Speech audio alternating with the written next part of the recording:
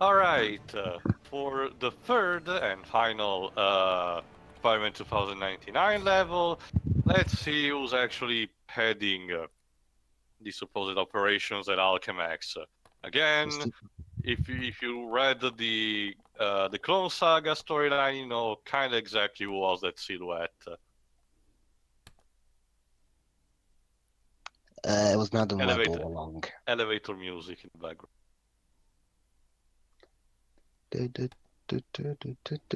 Sweet. Oh, hold on, here we go. Oh, shoot, am I ahead of you guys? Scorpion was going to bring his fragment to someone here. No. At one of the What high time are you at? security labs. 41, seconds. 42, 43. I'm at 44, 45, 46. Yeah, you're fine. Okay. Yeah. Maybe whoever's collecting these fragments. Don't worry, Miguel. Your secret identity will be kept safe as usual, I'm sure. Okay. You said his name. Hold on. Clearly, this calls for proactive measures to prevent it from falling into the hands of rivals. Hi, Doc And Ock. yes, Lady Octopus. No, it's Dr. Octopus because I'm the... Cirilla Patel. Basically, at some point, Dr. Octopus was a woman. That's why it's called. Well, Nanya says Division. that Octavius had a sex change. The character's identity was used by actually a woman. It was back when Dr. That's the Octopus... thing. When it happened in the original timeline, it was in the middle of the Clone Saga. Why? Because Dr. Octopus was dead. Why? Because he got killed by Kane. Kane? One of Peter Parker's clones. Yep. Kane was the brooding, edgy clone, basically. And for some reason, they decided to use that design for a 2099 character. I mean, I get that she has technological stuff, so it may work like that, but I don't know. I mean, It's just a reminder. what? To Yeah. give credit though, the banter that Miguel and Hare have during the level is actually kinda cool. Yeah, to her credit, Lady Ock was actually relatively fine as a replacement for Dr. Octopus. By the way, he was actually... Oh, for reference sake, Dr. Octopus was also trapped in a computer at the time, known as the Because of Mastermind. It looks like Of a course, we never computer. had. But then, don't worry, Dr. Octopus came back alive again, only to then have his body decay and die. Don't worry, though, Peter Parker was in his body that time when it died. Superior Spider-Man, where Dr. Octopus took over Peter Parker's body. Ouch. So, interestingly enough, Dr. Octopus here, instead of actually using the power of a fragment for herself, she's actually using it to power a generator of her. But What do you mean? Miguel is not impressed. I've seen one of these before. No, you haven't. I have. I totally have. It's a condensed matter Guys, reactor, there's the an only one episode in going on. existence. Please. Is that what it is? It's her ego. Maybe this will impress you.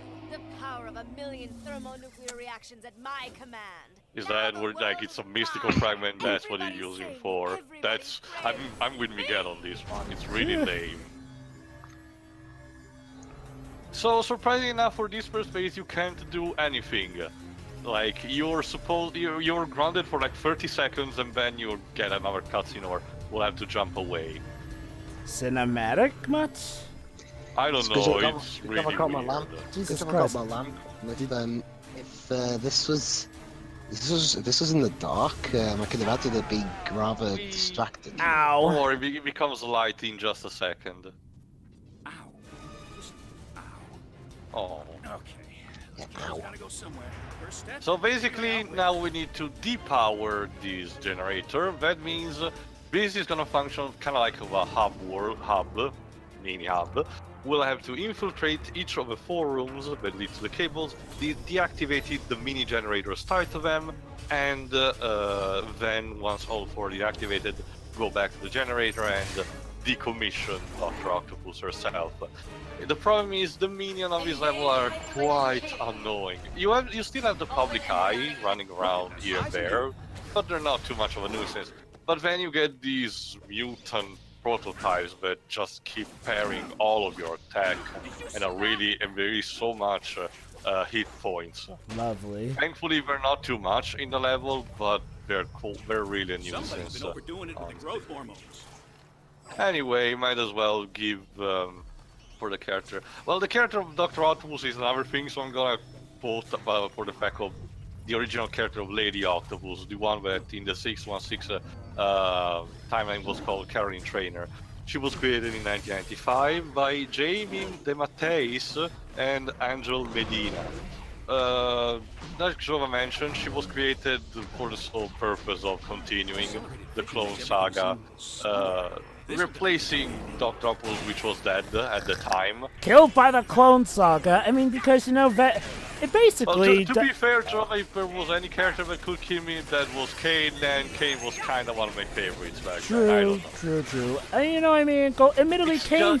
It's just one of the problems with Kane, much similar to a lot of other things in the Clone Saga. He started was off kind of good. wasted potential. He started like He started off good, but then he got overplayed. That's also because, once again, the problem with the Clone Saga was that it went way too long, so any plans that they had for the characters got diluted so much, like with Judas Traveler, Scryer, or Kane himself. And then there was maximum clonage. Oh boy, maximum clonage. Okay, Clone Saga is a mess at the end. Point is, the character of the Octopus Ben did not got used that much. She got used around the "With great power comes great responsibility" comic, where they actually revealed that, oh my god, Peter Parker was actually the clone and Ben Reilly was the real Peter Parker all along. So Peter Parker then actually did an amazing thing. Well, okay, to be fair, they never did actually confirm it with Seward, but basically, Peter had resigned himself to retire because at the time Mary Jane was pregnant and had a baby on the way. So basically, in the comic book tie-in where he and Ben Reilly have to track down Lady Octopus because she kidnapped Stewart Trainer, who had a cure for Mary Jane, who was kind of in trouble because of a supposed radioactive spider disease. Which in turn went nowhere as well, but whatever. Anyway, so Peter gave the mantle to Ben Reilly and announced his days as Spider-Man were over, and thus Ben Reilly was the new Spider-Man, the spectacular Spider-Man at first. Which, to be fair, it was a thing that I didn't really mind it. Well, again, it was an interesting passing of the torch thing, but ultimately that also happened in the Ultimate Universe with Miles Morales, so it made sense. The problem is that Marvel really didn't believe in the project, to be fair. It didn't help, though, that unlike Miles Morales, the execution with Ben Reilly was hit or miss. I mean, don't get me wrong, we had some interesting ideas. Wanna bet? That's the thing, she's bluffing the shit out of this because it's as easy as pulling that thing out. She just doesn't want to admit that she kind of had to hold the villain ball because She's this is a prototype. Soon. Sure, just watch her. Press the circle button. Yeah, oh, gee, apparently the director was really easy actually to deactivate. Whatever. My guess is that she bluffs because she knows how easy it is. The problem is, like, well, she probably had little time to put together this. Also, I didn't know we were in the Avengers building. The game is gonna demonstrate that in a second, but don't worry. Anyway, basically, yeah. Interestingly enough, the last appearance of Lady Octopus in the 616 timeline was during Siege. Basically, soon after Secret Wars, like I mentioned before in another part, Norman Osborn became the director of S.H.I.E.L.D. and formed his own Dark Avengers. One of the things that he actually did, because I think Loki asked for it, decided to take a siege on Asgard. Because why not? In an event called Siege. Apparently during this event, Lady Octopus tried very briefly to go on a rampage of New York because everyone was focused on Asgard itself, but she was easily defeated by Mockingbird, basically another character tied to S.H.I.E.L.D., and Ronin, which was Hawkeye using an alter ego back then. Don't be silly, Joe, but A doesn't stand for Avengers in this building. You know what it does stand for? Not France. Assholes. No, it stands for AOI Hydra. Of course. Good intentions. Remember, we don't talk about that. Even though it's so recent and is kind of the canon format still. Yeah, if there's one thing that Marvel actually does is to be consistent with most of the changes that they made, at least for a period of time. Even with shits like, again, well, One More Day is the most egregious example, but one of the things that we did also was Civil War. Like, despite how much shit they got through, the Mutant Registration Act still remained the status quo for a while. Tio, that's the Superhero Registration Act. The Mutant Registration Act just happened to keep intersect forgetting, with that. sorry. Oh yeah! Also, yeah, for the mini clones, you just need to spam your web shot, which normally is useless. It's only useful for this kind of situation, to be honest. Anyway, continue, Joa. Yeah, so yeah, when it came to Lady Octo, basically she was a prodigy of Dr. Otto Octavius, hence why she knew how to make good use of the tentacles here and there. She was a fine enough villain. I'll admit, I prefer her purple hair look over the chrome dome helmet look. That was just stupid. Thankfully, she got rid of that. My guess is that she got rid of that because she realized, oh crap, it doesn't do anything against the Spider-Man who can easily throw me outside my underwater base. The goggles, they do nothing. Alright, for this particular one, you need to rescue 3 scientists, which will actually deactivate the 3 barriers that actually separate you from the mini reactor. The thing is that the public eye is all over the place, so you just need to kind of beat it along the way. Hey, public eye, you want to maybe help us rescue these civilians instead of trying to gun us down?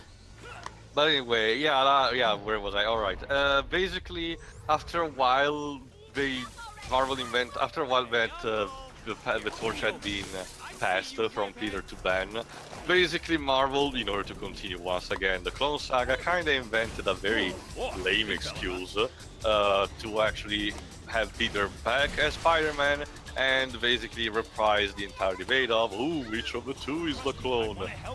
Basically Shiroi and Reeves.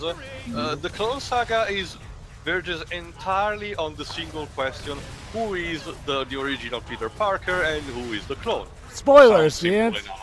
Oh god. The problem is each story keeps throwing doubts and shadows without giving a clear answer. It becomes very ridiculous and almost a parody of itself at some point. In layman's terms, sure, you thought Steven Universe's mysteries could be padded out?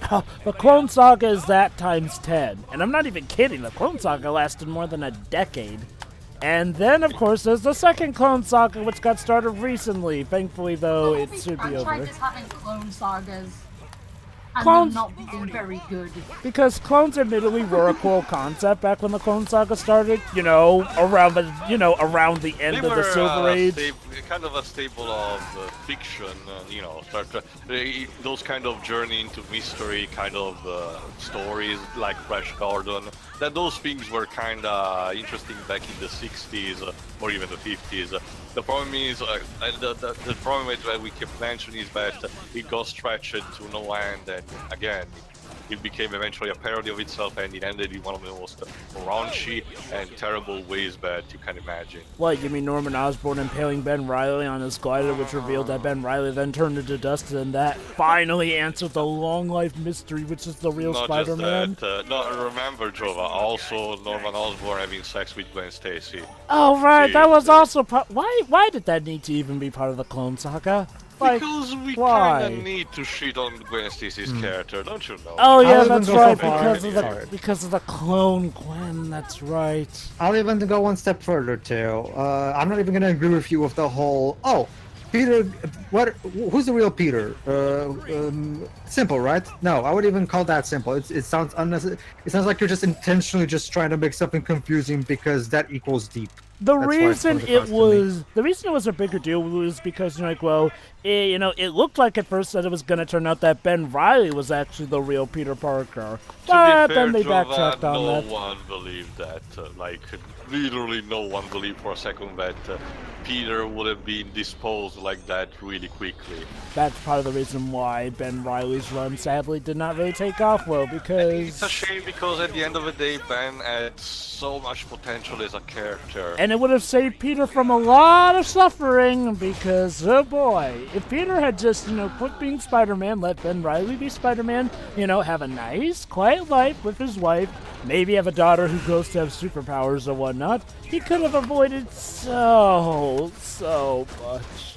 Civil War. It's all the plague of marketing. The fact that Peter Parker is so recognizable as a character that Marvel is so afraid of changing too much the status quo for him.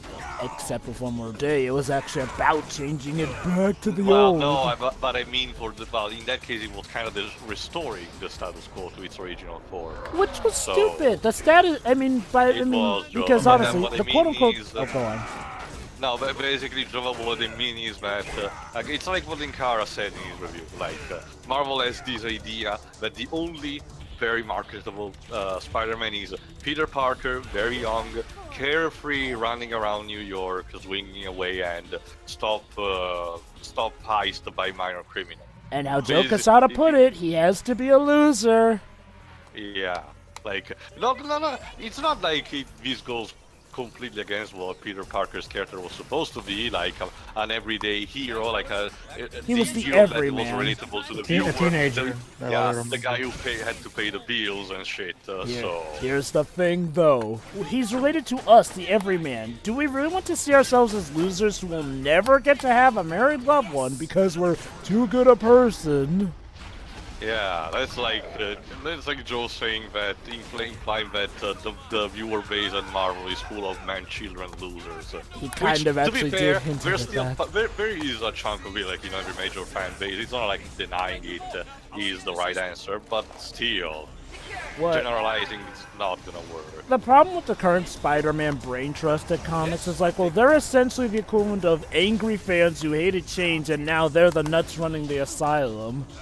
Yeah. Because Joe Quesada has gone on to admit that he hated when Peter married MJ because he thought that wasn't right for the character. But no, what he thought was right for the character was artistically drawing Peter to look like him and then shipping Peter with a character marketed after Joe Quesada's own daughter. Yeah. Who was No perfect kidding, in they actually every created way. a character that was physically resembling Joe Quesada's daughter. She is one of the few cases.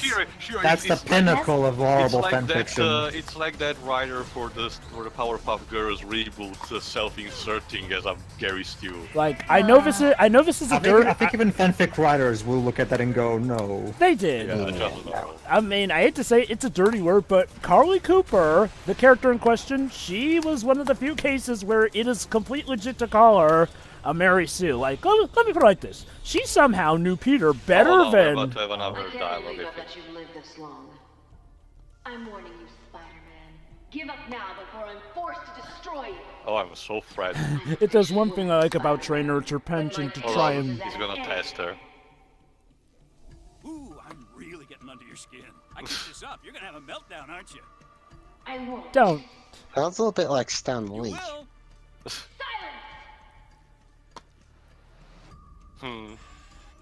You see, they really do love each other or something. Anyway, oh, by the way, in case you wonder, she's voiced by Jennifer Hale. Of course. Oh, actually, no, she's voiced by Tara Two down, Strong. two Ah, down. my bad. Of course. Imagine, Shiri, Tara Strong with a character with purple as a prevalent color. Yeah. Who's That's super just- smart and brainy.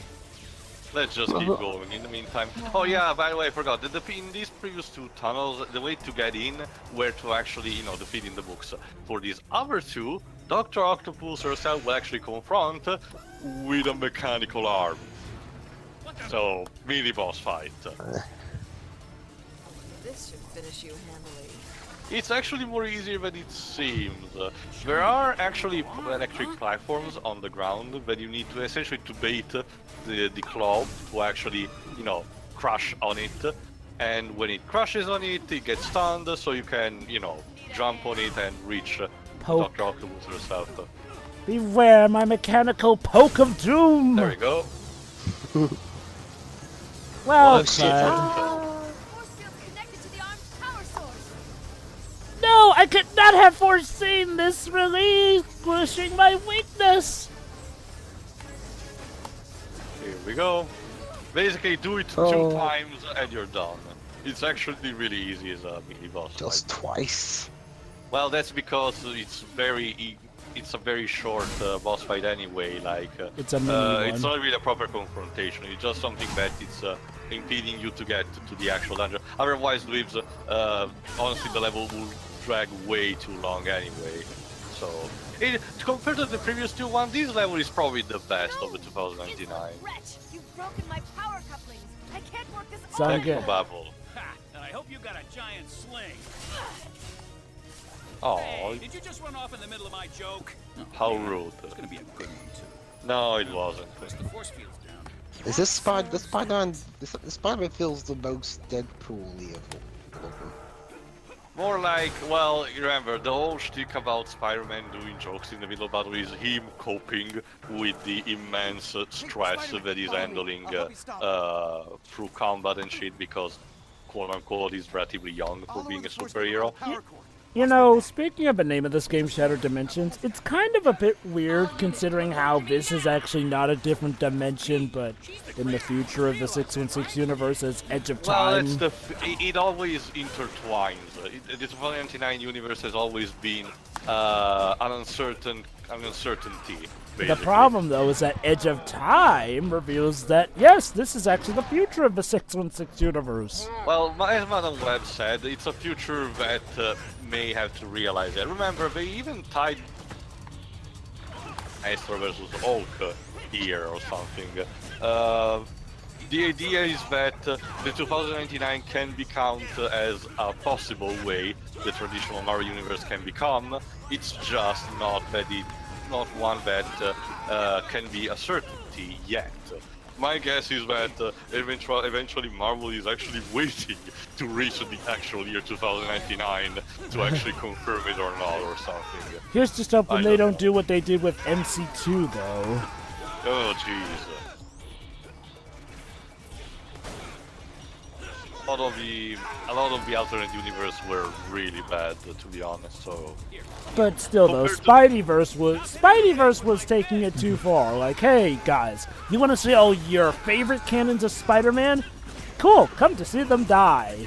Yeah. Well, to be fair, Jova, again, like I mentioned in the previous part, there were some minor charming moments, but the major drawback was seeing a lot of characters die, and even in some cases.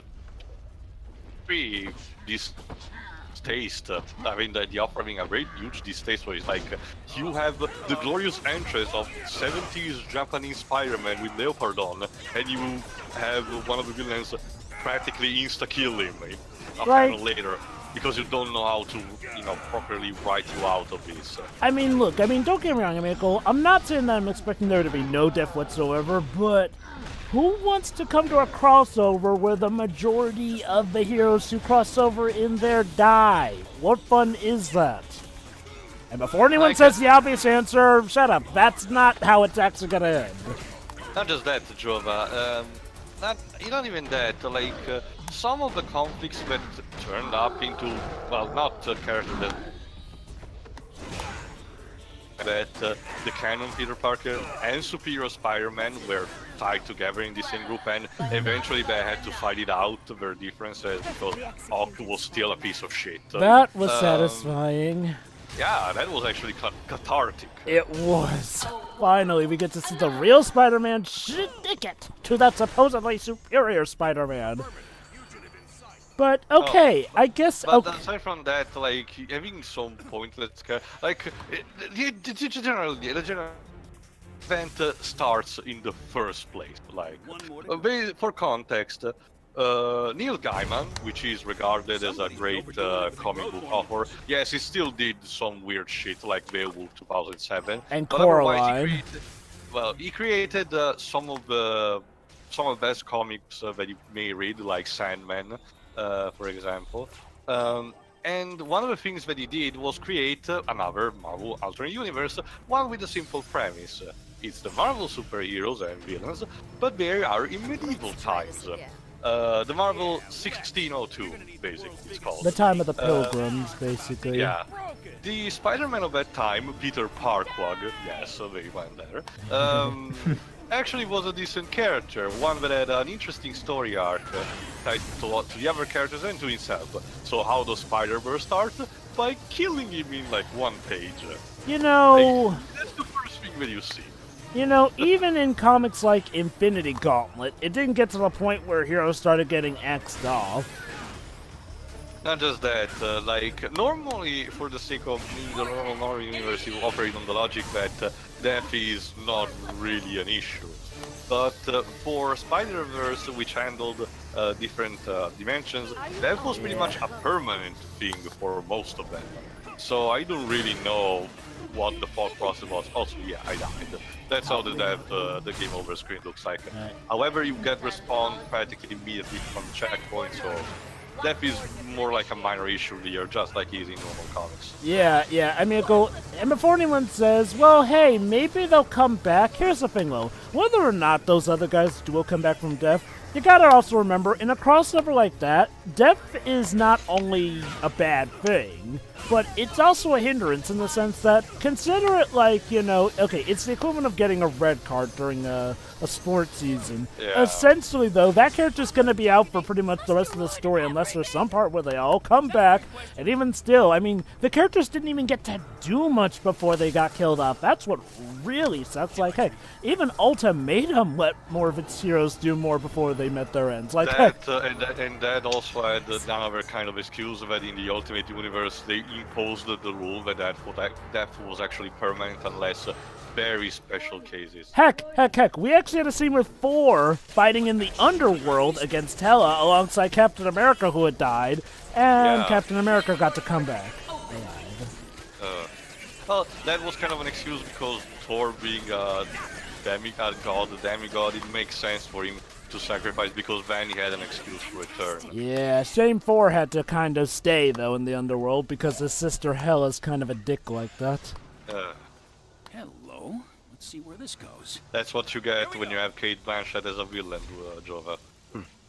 I'm sure they can also relate with Harrison Ford on that. Harrison Ford is a Marvel. Oh no, we're about to actually, get to the joke that you mentioned before, Joe, I think. Nah. And I still can't believe that Alchemax just flat out ripped off the Well, the thing is, Wait. that Yeah, basically DA was very simple. Yes, Alchemax ripped off the Avengers. My subordinates have accused me of megalomania. And let me I wonder why. calmly with an open mind. No. Not quite. So basically, again, free the scientist and have the barrier removed. What were you gonna say, Pedro? basically, the priority on Marvel is on British actors. So, since Harrison's American, we're gonna have to wait a bit until we see Harrison Ford in the MCU. Or get British actors to put on American accents, like Martin Freeman. Also, Dweebs, there was kind of a joke that was made of comparison. Basically, 3 major actors who played elves in Lord of the Rings actually were cast as villains in the MCU. So basically, you get this image of Gimli telling you that you should never trust elves because they ended up being villains. Yeah, but you can trust hobbits, though. As Black Panther showed. Yeah, true. But never trust Gollum. Of course. Anyway, again, in this case, you just need to free the scientist and you're done. Like, there's like a short chase sequence because only in this occasion, after you actually destroy the reactor starts exploding, don't ask, and you need to run away from it. But again, it's not too long overall. Again, compared to Scorpion, this functions a bit more thanks also to how it's structured. Instead of being completely linear, it's a bit more open. So it actually makes you have a bit of a choice in the matter of how do you tackle these 4 levels. They're not too different from each other, but they give enough variety for you to decide which order you prefer to go. What helps this level the best is definitely the banter between Spider-Man and Dr. Octopus. Yeah, I should probably also, also yeah, mention, if there's one The reason I did like... was minor, not too much, and Scorpion was non-existent. Yeah. So, yeah. When it comes to Trainer, and I'm talking about Lady Ock by extension, this Dr. Octopus, one thing that helped Trainer stand out as a different Dr. Octopus was like, well, she sort of employed Spider-Man's tactic, although in a more villainistic sense, where she'd be bombastic. She'd give what looked like an obvious weakness, but it turned out to actually be a trap here and there and whatnot. And she actually did learn from her mistakes. I'll admit, I kind of would like to see more out of her, before she had to give back the arms to Dr. Octopus. But, oh well. Well, what can you do, Joe? Again, status quo and everything, and Doc has always been a constant, major, important villain, being also the founder of the Sinister Six. Heck, so- even Dan Slott's not immune to it. I mean, for as much as I don't like Dan Slott in his comic book line, Peter being a businessman, that got axed off because evil Captain America Nazi ended up screwing things up with with Parker Industries. Felicia Hardesky, who became a villain because... Time to run. Yeah. Shock. Also, yeah, that move just totally killed all the public eye agents that were there. Charming. Continue, Jova, don't worry, we're almost at the end anyway. Yeah, God, what was I talking about? Something... Oh, yeah, again, Felicia Hardesky, Black Cat, ended up becoming a bad guy villain. Legit. Why? Because Superior Spider-Man clocked her in the face for stealing, and she thought that was really Spider-Man. Yeah, Doc Ock kind of left a mess for Peter to have to deal with when he came back to life. So, it only got worse from there, but don't worry, Felicia Hardesky became a mobster crime boss. That didn't last long because then we had a Venom saga where basically the entire Marvel Universe was consumed by Venom symbiotes. Not run by Eddie Brock, but by someone else. And Felicia was one of those symbiotes. In the aftermath, though, she and everyone else were freed. And then, of all people to convince her to go back to crime fighting, it was not Peter, but Venom. Eddie Brock Venom this time now. I thought you were gonna say J. Jonah Jameson. Surprisingly not. Anyway, now that the 4 cables are deactivated, it's time to actually confront. You can be put to the spot about how to become a villain. But yeah, like Tio said, Sounds like a mess, though. so yeah, like Tio said, essentially back to status quo. Eddie just Brock's the thing, Venom Shiro. again, Black Cat's doing the whole anti-hero thing again, Scorpion's back to being Scorpion again. Heck, poor Rhino tried to, reform, but then a new Rhino came, killed his family, and that caused him to go back to being Rhino. Attack his family. Seem like much of a machine if it gets all his power. Also, yes, Pedro. That's the thing, Shiro. Unfortunately. Imagine that, a magic rocket gem still being used in a Marvel plot, ridiculous. Energy from a mystical artifact. Do you? Soulstone's better. Oh, they really don't. You will respect my science! So this boss fight is weird. First you need to deactivate the power cells of the generator itself.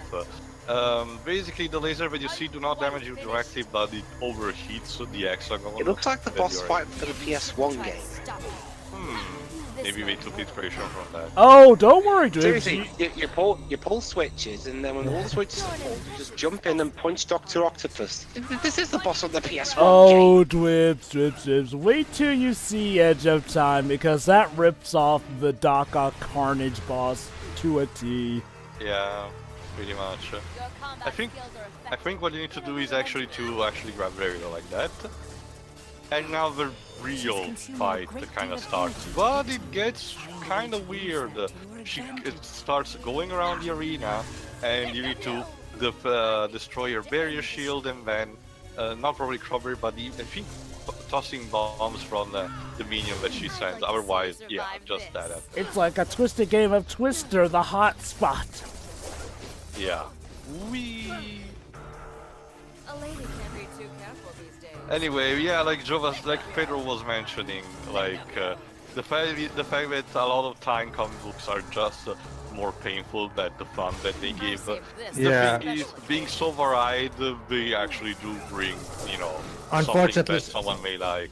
Yeah. Unfortunately, Shiro, comic book writers love to indulge in overly complicated, unnecessarily complicated plots, and a lot of times comic books can come across. That too, but not just that. It can, More- like with it can the work. original 52, but... Here's part of the issue, though. Unlike, say, a TV show, which you expect to release weekly, comics usually come out monthly, which means you're gonna have to wait quite a bit when certain events come up. And God help you when a crossover event happens that forces writers to have to stop everything to write their characters for a tie-in. Like, trust me, even the comic book writers themselves hate it when an event kind of runs into stuff. I mean, that's not to say that the events most can't be egregious example good, but it originally leads to was a lot of issues. The best example from was the original 52, which, like the title suggested, it spanned over the course of an entire year, one issue per week. So It was a was a nice very ambitious- event. The problem but, was but that it was very messed ambitious. with. So everyone who was involved, which were like 4 people, were burned out big time by the end. So I So don't of blame course them. those same people were the perfect people to come back for Countdown. Actually, no, Joe. Remember, we got different people anyway. My point exactly. Now, let's get this back where it belongs. Ding, ding. There you go. In the end, they really loved each other or something. Anyway, it's probably the best of the 2099 level, but sadly, it's still a bit sore compared to all the others in general. So, quite No. a wasted opportunity. Don't worry, Tio. 2099 will truly get its time to shine in the sequel. Like a twisted 100 degrees knife. That is what we call the monkey spa. Edge of Time Yes. sucks, to say the least. Anyway, for the next part, we'll go one last time to the Noir universe to actually resolve the plotline where we've been going there. Basically, the last boss there will be Norman Osborn, the Noir Goblin. And we'll see what the fragment does to him, one way or the other. So see you for See you then. See ya. See ya.